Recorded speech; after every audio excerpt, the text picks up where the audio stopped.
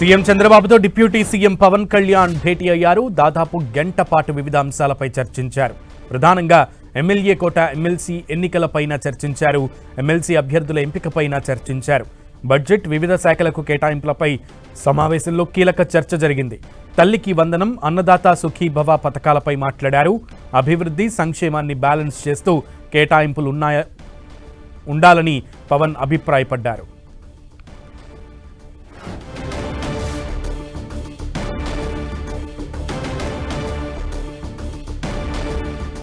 Right, Annadata Sukhibhava, తల్లికి వందనం ఇటువంటి పథకాలపై ముఖ్యమంత్రి చంద్రబాబుతో డిప్యూటీ సీఎం పవన్ కళ్యాణ్ కీలకంగా మాట్లాడారు. అభివృద్ధి, సంక్షేమాన్ని బ్యాలెన్స్ చేయాలి అంటూ కూడా చేస్తూ కేటాయింపులు ఉన్నాయని పవన్ కళ్యాణ్ అభిప్రాయపడ్డారు. పూర్తి సమాచారం మా ప్రతినిధి రవిచంద్ అందిస్తారు. రవిచంద్. సునీల్, ముఖ్యమంత్రి చంద్రబాబుతో పవన్ కళ్యాణ్, డిప్యూటీ సీఎం పవన్ కళ్యాణ్ ప్రత్యేకంగా సమావేశమయ్యారు. అసెంబ్లీ సెషన్స్ జరిగేటప్పుడే చంద్రబాబు, పవన్ కళ్యాణ్ మాట్లాడుకుంటూ ఏదైతే అసెంబ్లీ ప్రాంగణంలో ఉన్న చంద్రబాబు ఛాంబర్కి ఇద్దరు కలిసి వెళ్లడం జరిగింది. అక్కడ తాజా రాజకీయ పరిణామాలపై సుదీర్ఘంగా ఒక గంట పాటు చర్చించారు. ఎందుకంటే కూటమి ప్రభుత్వం ఏదైతే ఎన్నికల్లో హామీలు ఇచ్చిందో అవన్నీ హామీలన్నీ అమలు చేసే దిశగా ముందుకు పోతున్న పరిస్థితి అయితే మనకు కనిపిస్తుంది. ఈ నేపథ్యంలోనే తల్లికి వందనం కూడా మే నుంచి ఏదైతే దానికి సంబంధించిన నిధులు విడుదల చేస్తామని బడ్జెట్ లో కూడా కేటాయింపులు అయితే జరిపిన పరిస్థితుంది. అదేవిధంగా ఫ్రీ బస్సు ఉగాది నుంచి చేయాలనుకుంటుంది. ఏదైతే P4 విధానాన్ని కూడా అమలు చేయాలనుకుంటుంది. అదేవిధంగా ఏవైతే ఇచ్చిన హామీలన్నీ కూడా ఇప్పటికే అమలు చేస్తుంది. వీళ్ళని త్వరలో డిఎస్సి కూడా జూన్ నాటికి ఏదైతే డిఎస్సి నోటిఫికేషన్ ద్వారా నియామకాలు కూడా చేపట్టాలని నిర్ణయం తీసుకుంది. ఇవన్నీ కూడా సుదీర్ఘంగా దానికి సంబంధించిన నిధులు కావచ్చు, కేంద్రం నుంచి ఆంధ్రప్రదేశ్ రావాల్సిన నిధులు తదితర అంశాలపై కూలసంగా ఇద్దరు కూడా చర్చించారు. రాబోయే రోజుల్లో కూటమి ప్రభుత్వం ప్రజలకు ఇచ్చిన ప్రతి హామీని నెరవేర్చాలి, ప్రజలకున్న సమస్యలను ఏదైతే అవన్నీ కూడా నెరవేర్చాలనే ఆలోచనతో ముందుకు పోతుంది. అదే సందర్భంలో ఏదైతే ఎమ్మెల్సీ ఎన్నికలపై కూడా సుదీర్ఘంగా చర్చించుకున్నారు. ఎందుకంటే ఇప్పటికే 5 ఎమ్మెల్సీ ఎన్నికల్ని ఏదైతే అభ్యర్థులను ఎంపిక చేయాల్సిన అవసరం ఉంది. దీనికి సంబంధించి జనసేన కోటా నుంచి నాగబాబుకి ఇవ్వాలని ఇప్పటికే డిసైడ్ అయ్యారు. దానికి సంబంధించి కూడా ఇక్కడ చర్చించుకున్నట్టు మనకు తెలుస్తుంది. దాదాపు గంట వివిధ అంశాలపై, బడ్జెట్ పై కూడా వివిధ తాజా రాజకీయ పరిణామాలపై ఇరువురు చర్చించుకున్నారు. ఎస్ రవిచంద్, అయితే ముఖ్యంగా ఈ ఎమ్మెల్యే కోట, ఎమ్మెల్సీ ఎన్నికలకు సంబంధించి ఇప్పుడు మీరు అన్నట్లుగా అందులో ప్రధానంగా ఉన్నటువంటి సీట్లు ఎన్ని, అందులో ఏ పార్టీకి ఎన్ని సీట్లు వస్తాయి అనేది ఏమన్నా మాట్లాడుకోవడం జరిగిందా?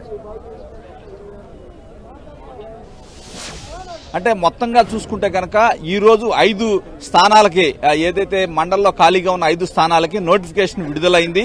ఆ నోటిఫికేషన్ విడుదలైన నేపథ్యంలో గతంలోనే జనసేనకి ఇచ్చిన హామీ పవన్ కళ్యాణ్కి ఇచ్చారు. చంద్రబాబు హామీ ఇచ్చారు, తన సోదరుడిని మంత్రివర్గంలో తీసుకోవాలని చెప్పారు. ఆ మంత్రివర్గంలో అతను చేరాలంటే కనుక ఎమ్మెల్సీ అవ్వాల్సిన అవసరం ఉంది. ఈ నేపథ్యంలోనే ఒక స్థానం అయితే జనసేనకి ఇచ్చేందుకు నిర్ణయం తీసుకున్నారు చంద్రబాబు. అది జనసేన పార్టీ కూడా తమ పార్టీ నుంచి నాగబాబుకి కన్ఫర్మ్ చేసిన పరిస్థితి అయితే ఉంది. మిగిలిన 4 స్థానాలు ఉంటాయి. వాటిలో కూటమి తరపున బీజేపీ కూడా అడుగుతున్నట్టు మనకు సమాచారం. అభ్యర్థులు ఎవరైతే సున్నితంగా తిరస్కరించినట్టు తెలుస్తుంది. రవిచంద్, అభ్యర్థుల లిస్ట్ లో ఎవరెవరు ఉన్నారు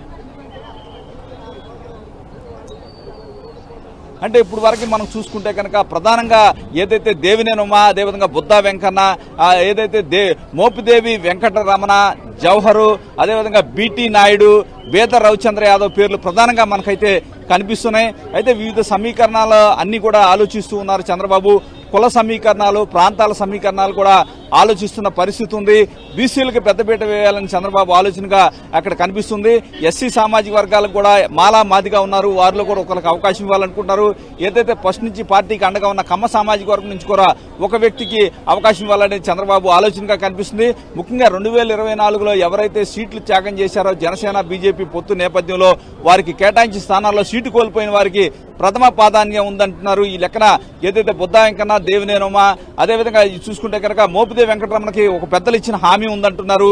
బేద రవిచంద్ర యాదవ్ చాలా కాలం నుంచి పార్టీలో కీలకంగా వ్యవహరిస్తున్నారు. అదేవిధంగా గుంటూరు జిల్లా నుంచి కొమ్మాలపాటి శ్రీధర్ ఉన్నారు, పీతల సుజాత కావచ్చు, జవహర్ కావచ్చు, వీరంతా పేర్లు అయితే ప్రధానంగా వినిపిస్తున్నాయి. బీటీ నాయుడు, ఎందుకంటే గత ఏదైతే 5 రిటైర్ అయ్యారో వారిలో బీటీ నాయుడుకు రెన్యువల్కి సంబంధించి ఒక కుల సమీకరణలు అయితే ఆయన పట్ల ఆకర్షితులు అవుతున్నారు చంద్రబాబు అని పార్టీలో చర్చ అవుతుంది. ఆయన బోయ సామాజిక వర్గానికి చెందిన వ్యక్తి కాబట్టి ఆ సామాజిక వర్గం నుంచి కొంత గత 5 సంవత్సరాలుగా పార్టీకి సేవ చేశారు.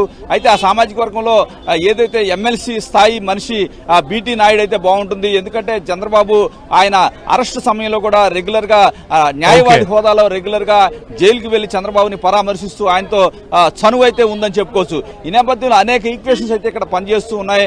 ఏదైతే ఉత్తరాంధ్ర నుంచి రాయలసీమ నుంచి కూడా చాలా మంది ఆశావాహులు ఏదైతే తమ అభ్యర్థిత్వాన్ని పరిశీలించాలంటూ కోరుతున్నారు. ఈ నేపథ్యంలో చంద్రబాబు పవన్ కళ్యాణ్ సుదీర్ఘంగా చర్చించుకున్నారు.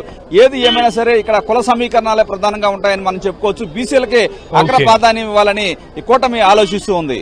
ఓకే రవిచంద్.